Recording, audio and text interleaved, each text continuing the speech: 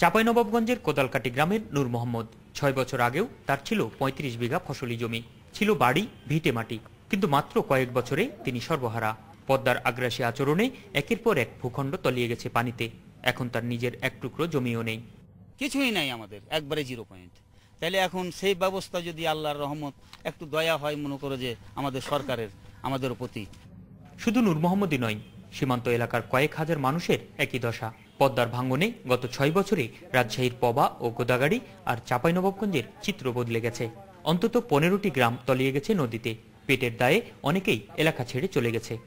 আমাদের এলাকার মানুষ কাজ পাচ্ছে না, কাজ না পাওয়ার কারণে হয়তো কেউ কেউ চলে যাচ্ছে ঢাকা, চিটাগাং, বিভিন্ন জায়গায় কাজে চলে যাচ্ছে। তবে সীমান্তবর্তী চরের এসব মানুষের জন্য সরকারি কোনো উদ্যোগ নেই, ভাঙন রোধেও নেই কোনো কার্যক্রম। প্রতি বছরই ভেঙে যায়, মানুষ অসহায় হয়। সেই জায়গাগুলো সম্পর্কে একটি কম্প্রিহেন্সিভ রিপোর্ট দেওয়ার জন্য, যেটি সরকারের কাছে দিয়ে সরকারের সহায়তা চাওয়া, যে এটা অন্ততপক্ষে একটি পিরিয়ডিক্যাল পরিকল্পনা নেওয়ার জন্য। প্রতি বছর একের পর এক ফসলি জমি নদীতে তলিয়ে গেলেও কৃষি বিভাগ নির্বিকার। কাগজ কলমের পরিসংখ্যানের সাথে বাস্তবতার মিল খুঁজে পাওয়া দুষ্কর। Ahsan Habib Apu, independent news, Rajshahi.